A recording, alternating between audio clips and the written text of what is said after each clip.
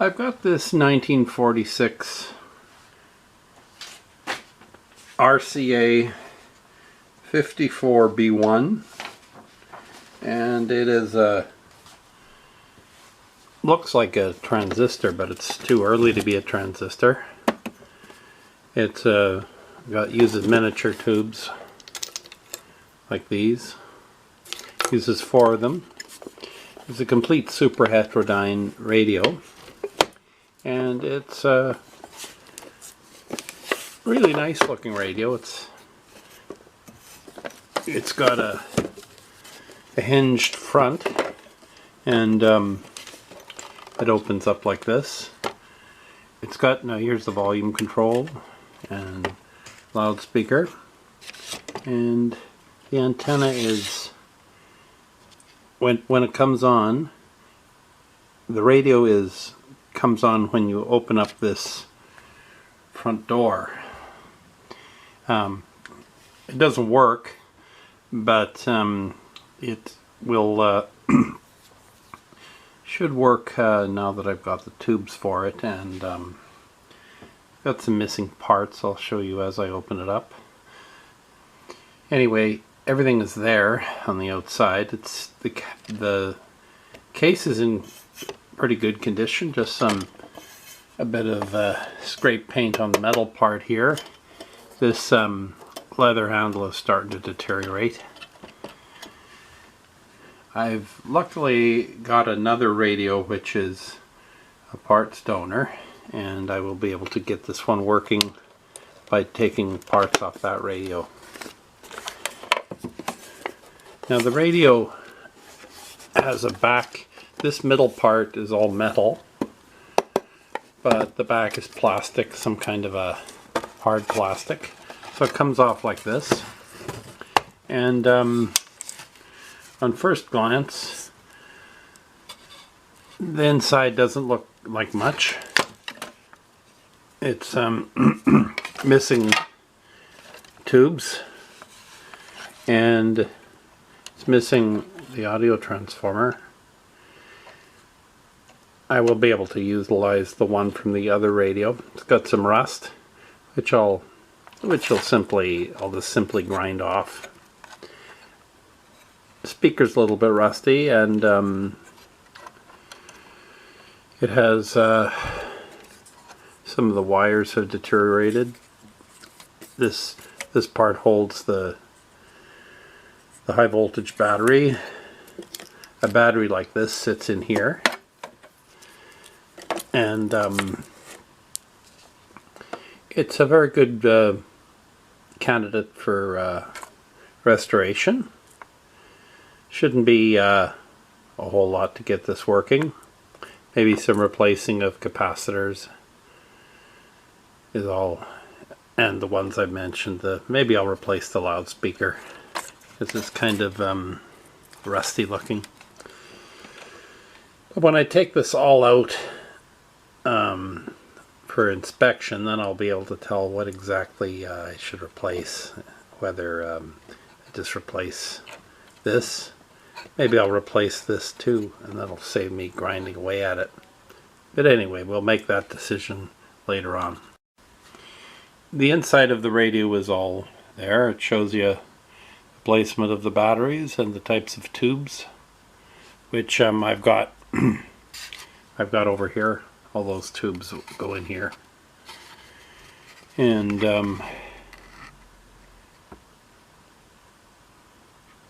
can't tell that it was 1946. I think these are made 46, maybe up to 48. In order to separate the metal part from the rest of the radio, there is a small screw in there. You can't see it, but it just needs to be replaced, and then the whole thing comes apart. Here we are, the metal piece here and the radio come apart. Here we are. The sides of the speaker, it just look okay. It's just the back of the speaker that looks pretty crappy. and some surface rust here. The speaker has a very strong magnet, so it's going to need, if I grind it, it's going to need to be taken out or all the iron filings will stick to it. The variable capacitor turns no problem. The volume control is okay. Here we have the radio it connects to.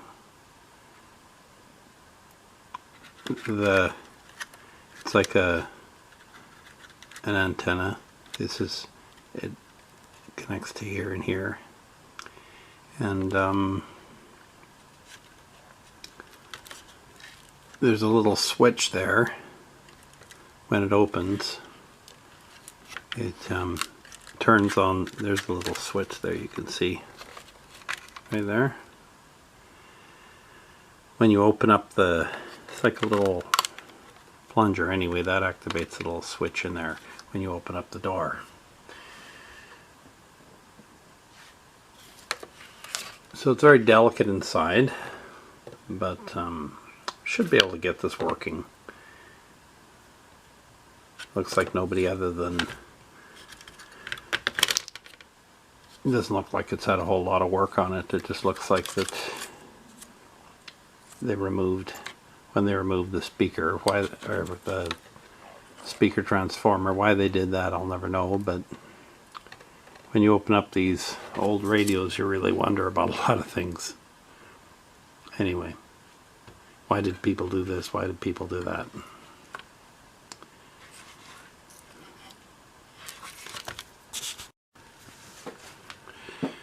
So I started taking the battery, the filament battery holder out, and I'll replace it with the one from my parts radio.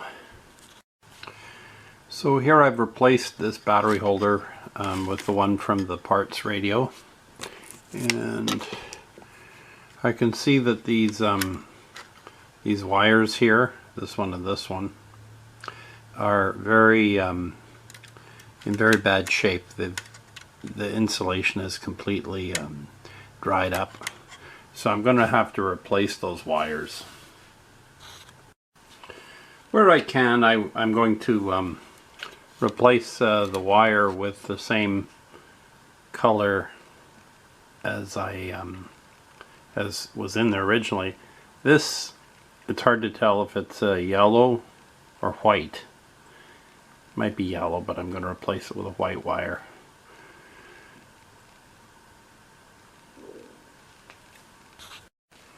So here I have done my first soldering here and here, and I think I'll just clip that little end off there.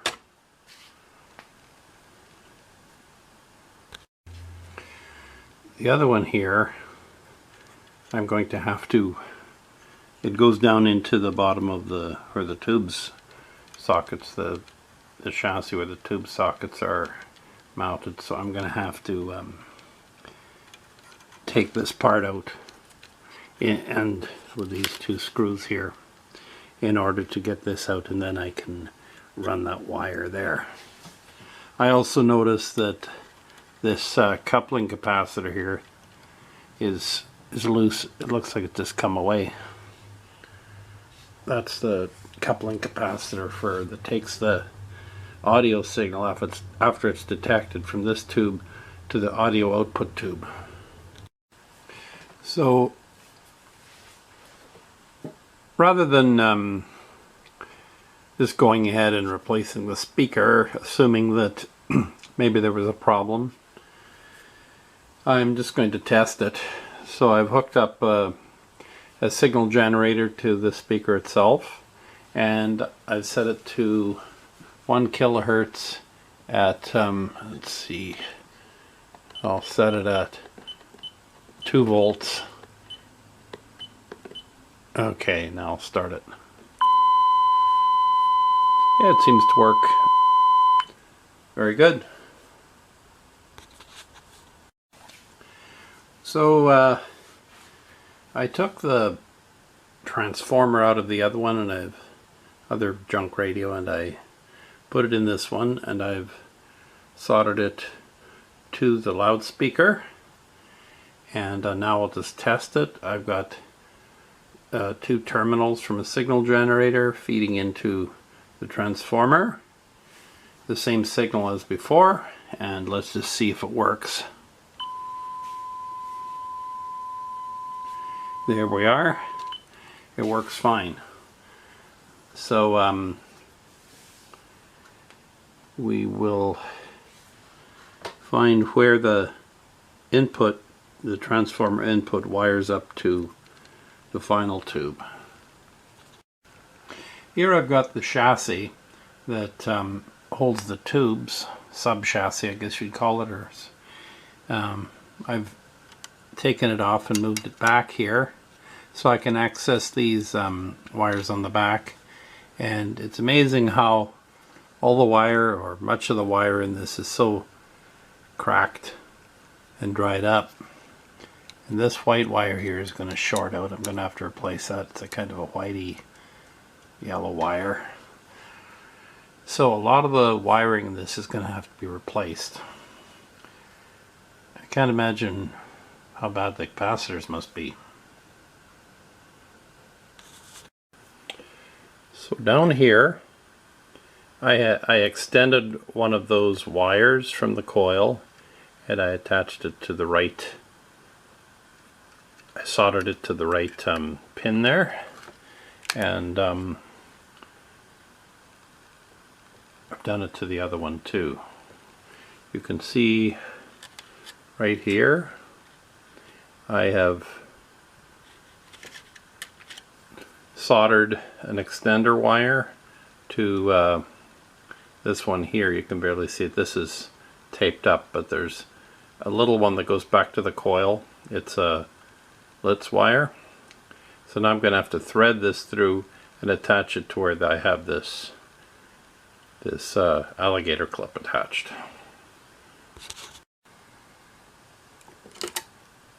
So here I've attached the extended orange wire to this point, which is the 15K resistor on the second tube there.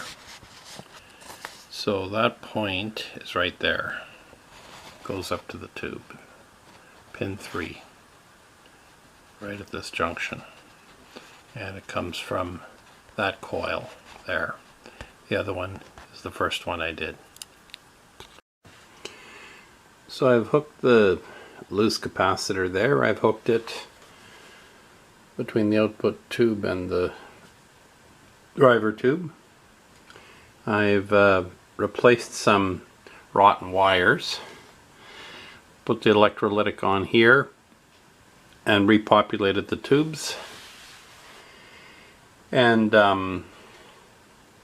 I've added power to the B plus and for the filament. And this is what I get when I touch the first tube, which is a good sign. Means that these are all connected together. And when I touch something on the output, I get a good healthy hum. So by me touching here, it's picking up the hum that my body's picking up from the surrounding wiring, 60 cycle hum. But I've put an oscilloscope on the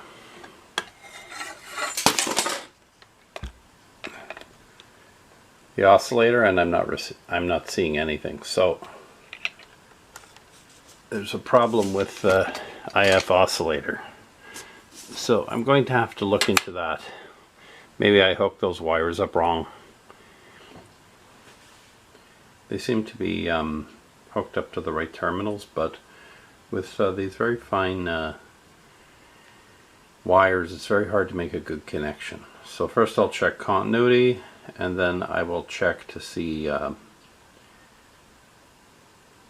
if they're connected to the right ones. I think I have hooked them up to the right pins.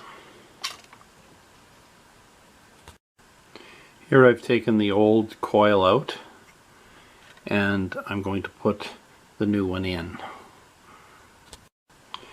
Here's the new coil, and I've extended the wires so that there'll be more flexibility when I put it all back together again. And here is the primary, which is the bigger, longer, it has a bigger resistance than this side, which is the tickler coil side. And I've just taped this up just to keep them together. One thing I'm going to have to do before I put in the oscillator coil is right here, comes from here to over here, is a wire that's lost its insulation. It's starting to all come off, so I'll have to cut that out and replace it, just so it won't short out. So here is the coil, the oscillator coil, and I have to push it all the way in here so it locks. Then I'm going to have to take these very fine wires here. One goes down to here, that's the ground, and then one has to come out and connect here. So now I have threaded the part of the oscillator coil that's to go to ground. I've soldered it on. Now I'm going to have to put the battery compartment back in again. Now the battery terminal, battery holder has been installed, and both sides of the input part of the coil, or the resonance side of the coil, have been installed. Now all we have to do is hook up the tickler side of the coil, hook it up to the two tubes, and there's also one more wire underneath the chassis that holds the tubes I need to reconnect, and I'll have to look at the schematic where that connects to. So now I've wired in the oscillator to the bottom of the input, the first and second tubes, and there's a 50% chance that I've wired it right. If not, it'll have to come out again and I'll have to switch the wires. So I've got, I had the tubes put back in, and I resoldered this. Everything was fine, and it's completely dead. So I'm going to do some continuity checks. I think I've just got, when I was soldering, maybe I lodged loose one of the power connections somewhere. I think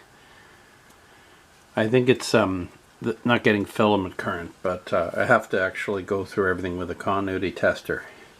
Now you might wonder why I'm using an old vacuum tube voltmeter.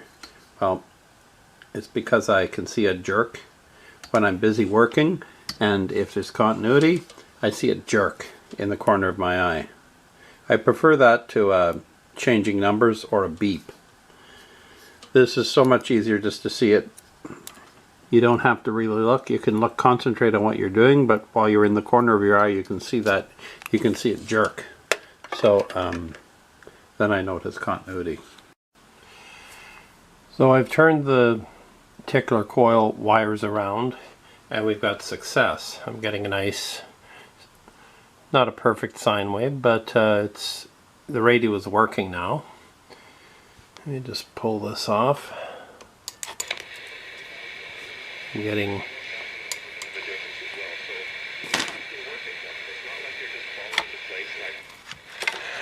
I'm on it, every once in a while I'll take a weekend or a week off, but lately you're not showing a real positive market. So the radio is working now. So holding prices, we've got multiple offers, that sort of success. But again, now all I have to do is finish putting it together and start putting the case together.